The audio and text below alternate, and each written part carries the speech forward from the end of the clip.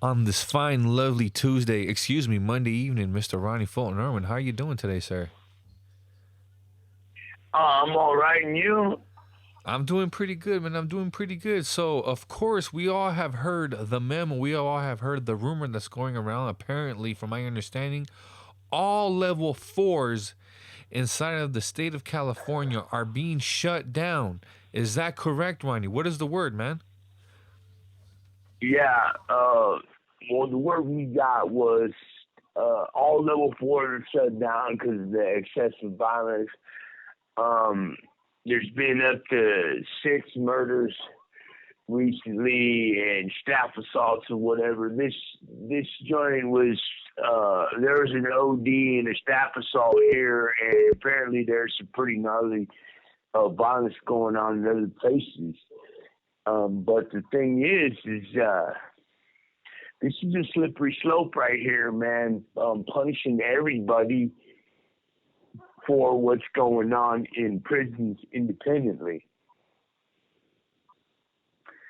It's not really right. Like right here, we just came off of a institutional wide search where we were slammed down anyways. We just like for we weren't even up for a week, and we're already here to actually. This call and your telephone number will be monitored and recorded. We're already not getting programmed. We come out of ourselves maybe once every 2 weeks, every 10 days. We might get yard, right? And we might get day room maybe a couple times a week. Like we're not getting any kind of. I don't understand how they even like we're not getting any real program at all here.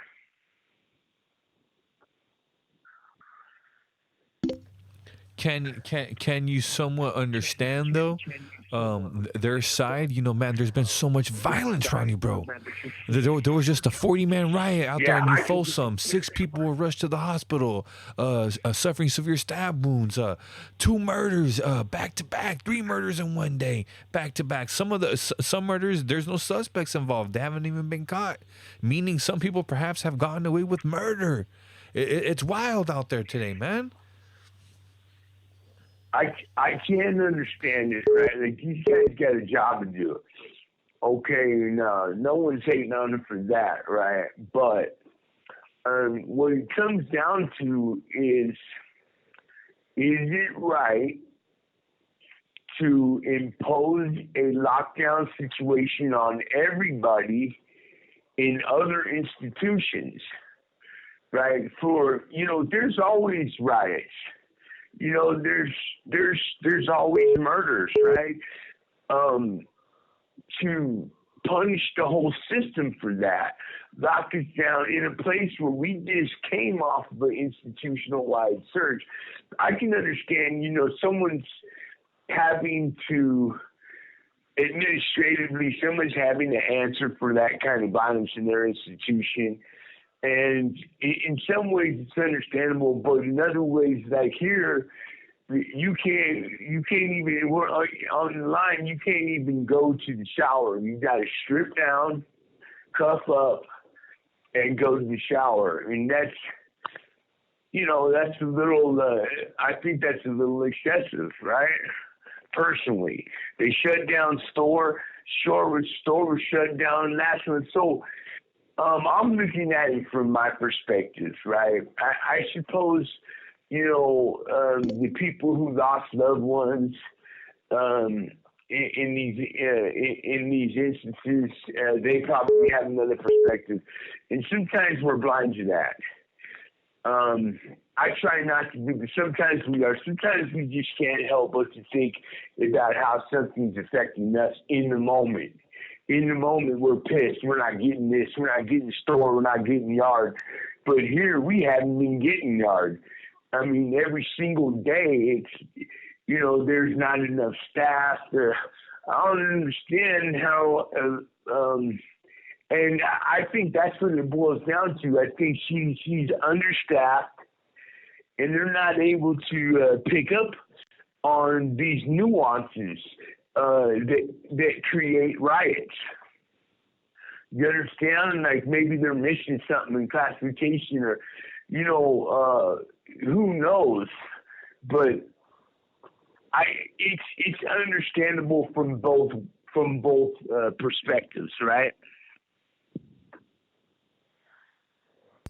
I wanted to ask you about a certain individual by the name of Joshua Kerr. Now, Joshua Kerr was the individual that I had mentioned to you previously. He was the one that was murdered out there in Lancaster. Now, there is no suspect, even at this very current moment, there is no suspect that has been named or anything like that. Now, the thing about this individual, Joshua Kerr, man, that he was initially sentenced out of Orange County, to serve an 18-year sentence on second-degree murder. He would go on to pick up an additional 11 years for assault on inmate. He was also allegedly a suspect in another in-house murder. However, they did not charge him for that homicide. He was just an alleged suspect. Now he himself has become a victim of homicide. He sports a big 1488 across his forehead. Have you ever heard of this individual, Joshua Kerr?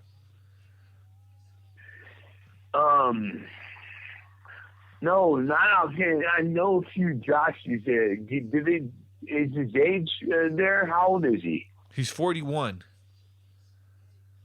Out of Orange County. That's a little 41 out of Orange County, huh?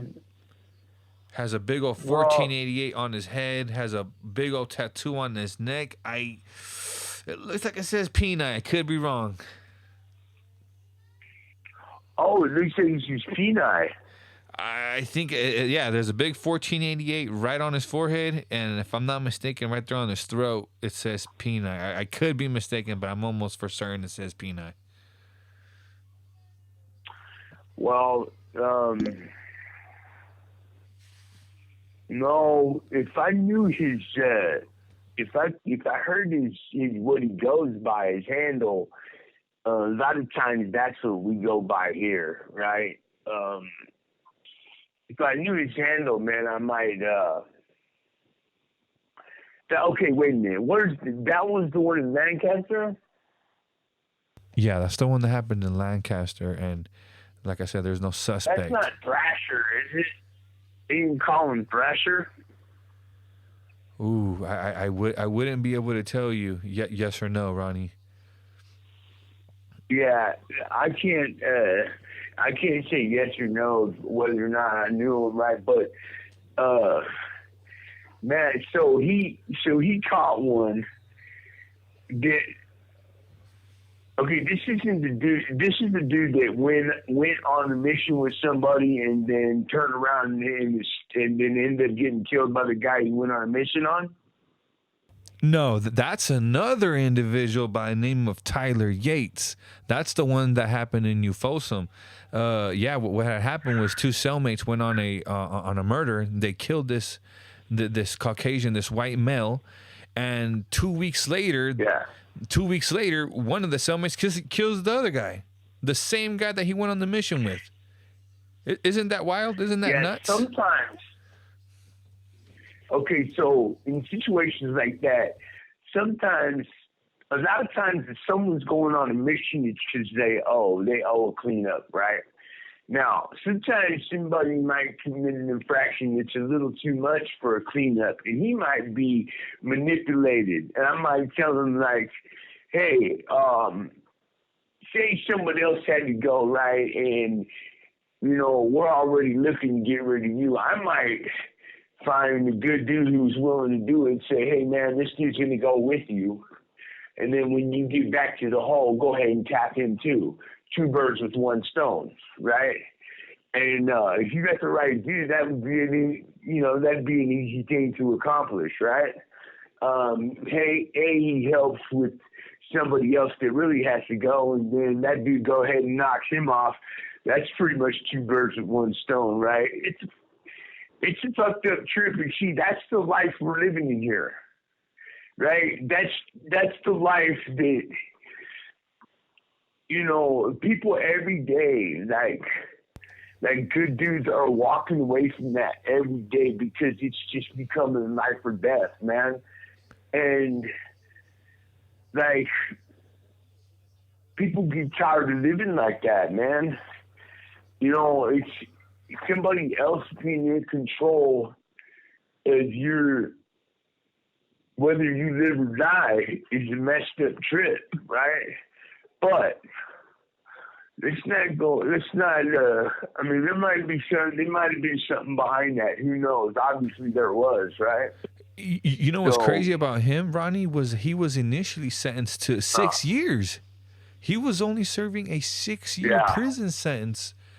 6 years, man. That's it. And then he picked up this murder case with this guy named Taylor Yates. And then 2 weeks later, he himself was killed by Taylor, or that's what it's being documented as. That's wild. He was initially sentenced to 6 years. This is to me, that's madness, man. Yeah, it is madness. That's probably why the department's taking it so serious. They're having to explain that to his family. Like, you know, man, somebody in his family's probably like, hey, man, what the fuck? You know, he killed in prison for 6 years, ends up killing somebody, and then getting killed himself. Like, this call and your telephone number will be monitored and recorded. Where and who dropped the ball on that? Like, you know, what's classification doing? Is there, I mean, you know what I'm saying?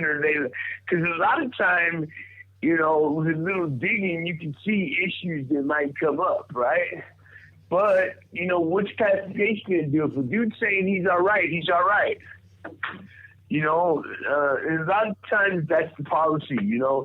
A dude might come in with something that he's in trouble for, and maybe classification even caught wind of it, right? All they can do is turn around and ask the dude if he's okay. And if he says he's okay, then he's okay. You know, it's not really on the department, you know. I mean, on some level, the guy has to be willing to be helped.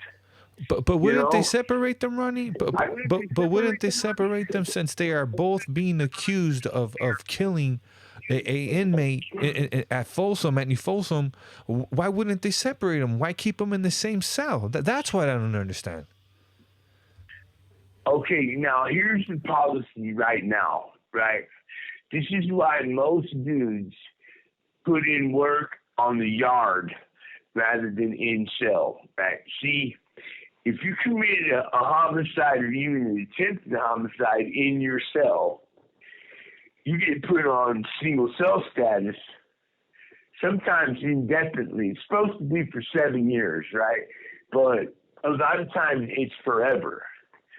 If you actually kill someone in a cell, you're going to be, like I said, you're supposed to be single cell for 7 years, but pretty much they're going to keep you single cell forever. Now, here's the thing. If you go out to the yard and kill somebody, even with the primey, they don't put you on single cell status. You have 60 seconds remaining. They would probably, you know, I think that's probably going to change, though. Now that, like, what happened there, I think they're going to start, dudes that go to the hole for a murder are going to probably start getting single celled because of this right here. It only takes one situation to be a catalyst. You know, they can't, but that's usually the policy, man. You would think they would separate them and put them in different cells, but a lot of times if their cellies on the line and they do something together and they say, hey, we want to be cellies still, they'll do it because they're already classified to be with each other. You know, there is no reason to believe if they go out and commit this crime together, there's no reason to really believe that they're going to then turn on each other. You know, that's very rare. Here, let's see if this helps, right? All right. So, has anybody ever run down to you exactly what happens when you catch a stabbing? If you would kindly elaborate on that. Okay, so having gone through this myself, right? Anytime you use a weapon on another inmate, they do what they got to do to stop the assault. All right, now, from that point, if you've been maced or whatever, right, they'll take you, they'll decontaminate you. From there, they're going to put you in a cage, right, usually for about 4 hours. Not longer than 4 hours, though, right? Now, when you get you in the cage, they're going to take pictures of you. They're going to take pictures if they've recovered the weapon. They're going to take pictures of the weapon. ISU's going to come out and take pictures of everything. If there's blood on the ground, there's blood all over you, they're going to bag and tag your clothes. They're going to look at your hands. They're going to, if they've recovered the weapon, they're going to take pictures of that. And they're going to get the report from every officer on the yard. So it isn't just one. Every officer that was out there is going to tell on the report exactly what they've seen. So, if, for example, if there's 6 officers out there, you're going to get 6 different versions of that report, right? And all of that comes into play to create a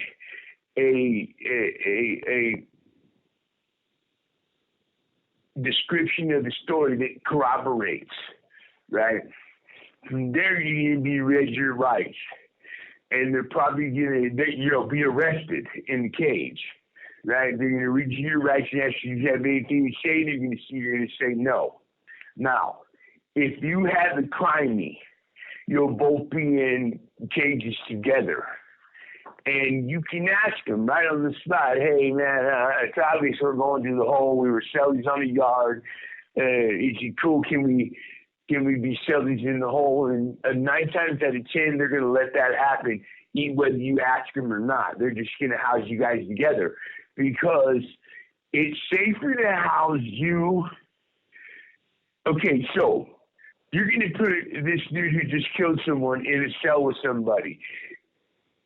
On the spot, you're going to think, okay, it's a safer bet to go ahead and sell this person who's just taken someone's life, to sell him up with the person that he went on the mission with versus somebody he doesn't even know. Like if you got to make a choice, that's a safer bet, right? And then that's where you go from there. You would think that, hey, they'd be separated, but usually they aren't because if it didn't happen in the cell, then there's no reason to single cell them because violence is expected on these yards, right? They just are. So that's what the person goes through right there. Then when you get to the hole, right? It used to be you would sit there, like say you get there on Tuesday or Monday today. Maybe you might go to committee Thursday, but usually you'll go to night committee, not this week, but next week. And you'll be cleared for yard and cleared to get whatever you're going to get. Nowadays, they give you your TV in the hole right away, right? But it used to be you wouldn't get shit in the hole, right? So it's a big deal, man. And a lot of times dudes are ready for it. They got all their shit packed up and they're ready to go because whatever they're moving on, they have a plan. They're ready to do it.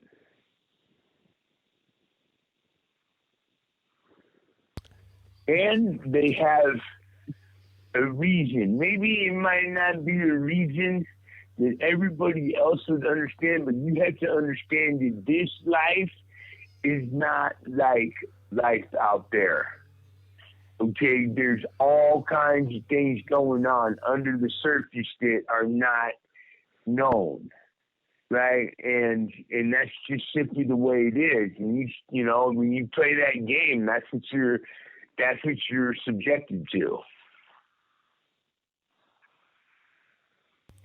Now, when I mentioned this individual, Tyler Yates, to you, and I've mentioned to you that he's caught a homicide a few years ago, that he just caught another homicide about 3 weeks ago, and now he has just caught another homicide this past Friday. That's 3. What do you think about that? I think he's mad at the world, man. Okay, so it's I mean, I shouldn't be lighthearted about it. Look, I think there's things that go on under the surface, right, that we don't know the ins and outs of, right? It's really hard to speculate on something like that, but if he's just, I mean, it's possible he could have just turned on his celly. You never know, right? They catch this case together, and he's like, man, when you go and do something like that, you're riding a high. Okay, you're not thinking about what's going to happen. You're not thinking about time. You're not thinking about your family. You're not. This call and your telephone number will be monitored and recorded. When it happens, but suddenly, maybe after a week or so, you're starting to it's starting to sink in. Like, man, I'm in the hole again. I don't have no action. I got to look at this dude every single day. Right, and sometimes people just snap. It could be for any little reason, right? I've seen people snap because a dude, like in here, when you have a cellmate in here, right? This might sound funny to people on the streets, but in here, since we have to share this toilet, it's just kind of unspoken that rather than us pissing all over a toilet that we both got to use, when you use the bathroom, you sit down, right?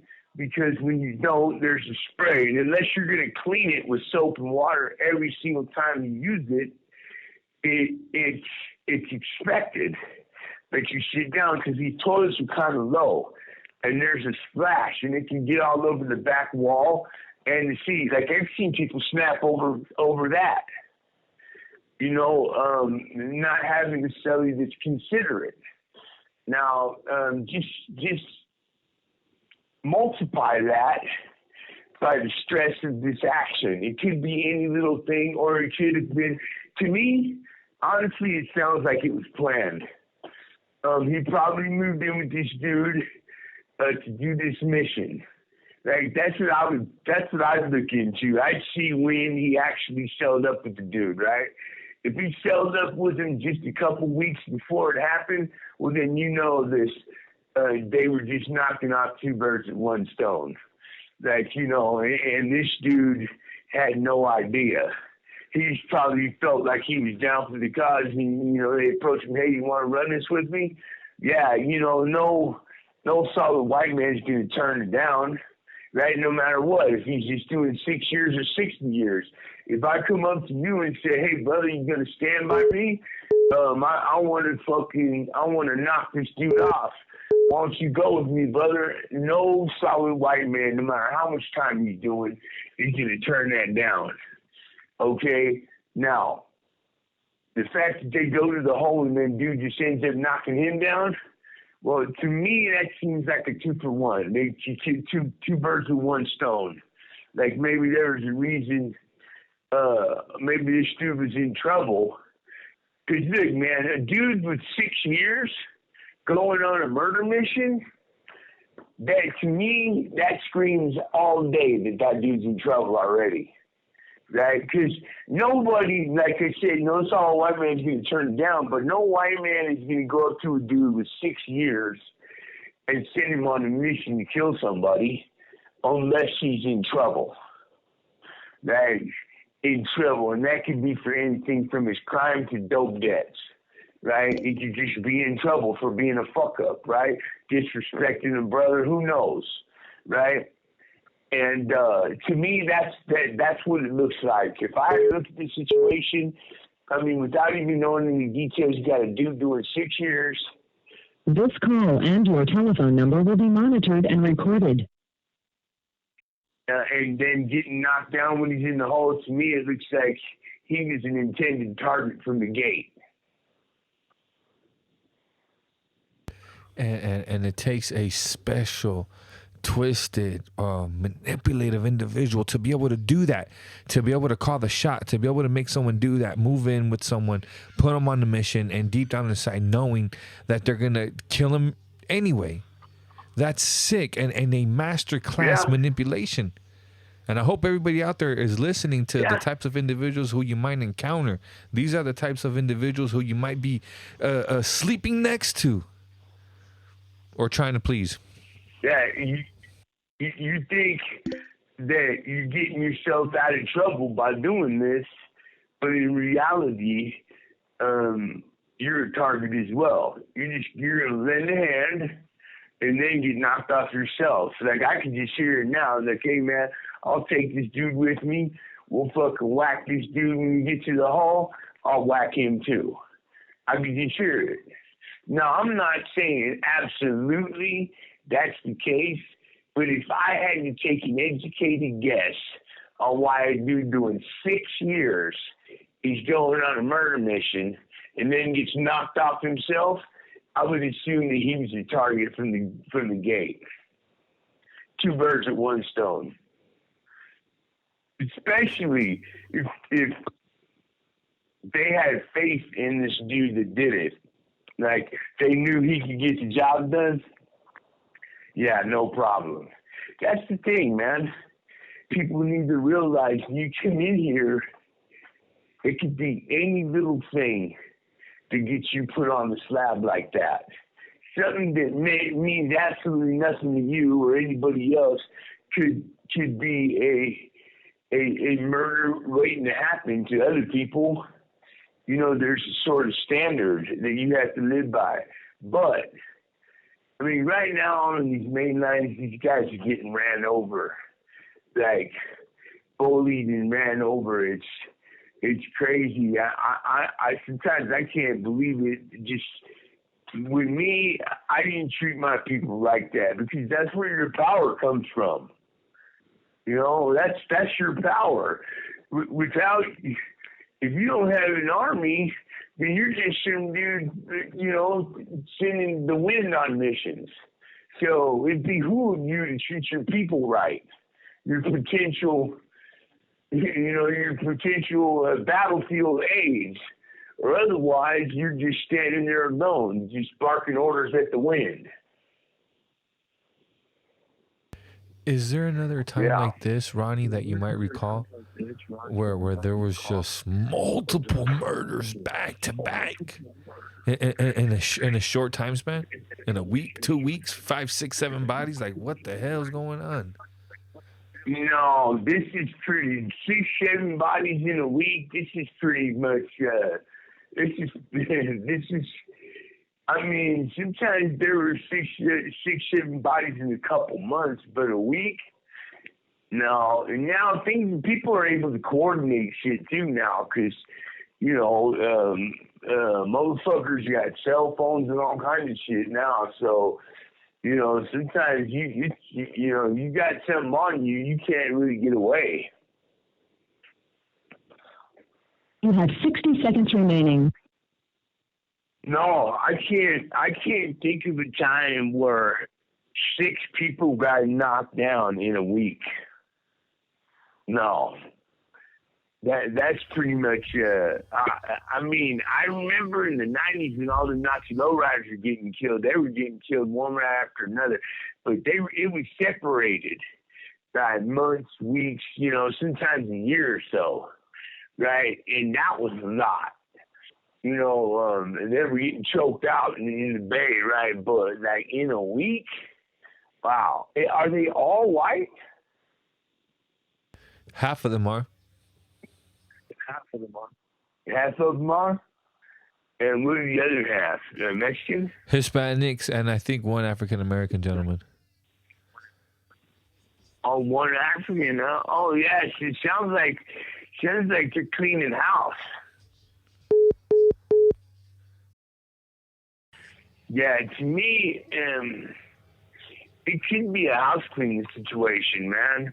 Like, and that's the thing. Let's not be. Look, sometimes these things happen in prison, man. And I know this is going to sound a little edgy, but sometimes there's almost an argument to be made where things can almost look like they're necessary. Look, taking a human life shouldn't ever be necessary, right? But unfortunately, in this life, it can seem to us like it's necessary.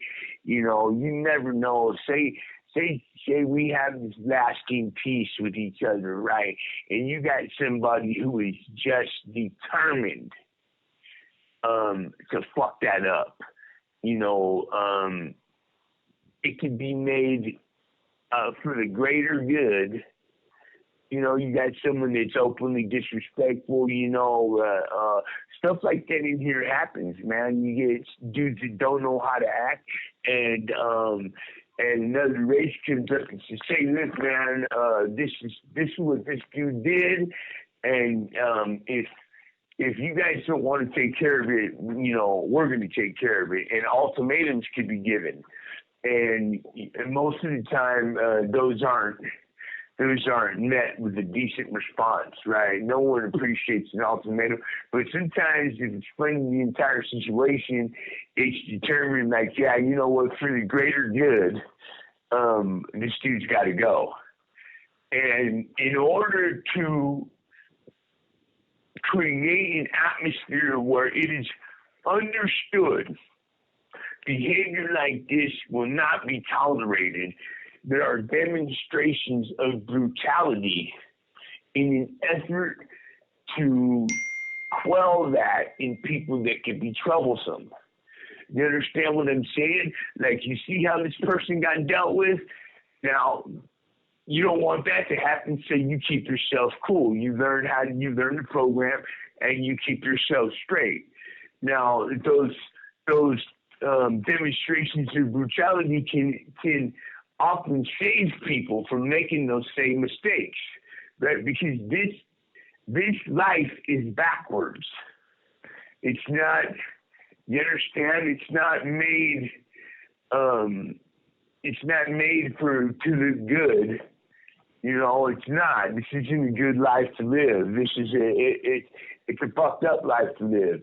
And sometimes those demos are given to keep people in line. Someone somewhere is flexing his muscle, or the person was actually guilty of some infraction. They call for his removal, whatever the case. But the idea, the thing that needs to be understood is there are checks and balances, and somebody is behind the scenes doing that. And if you don't want that sort of intrusion into your life, keep yourself out of these prisons, because that's what's happening.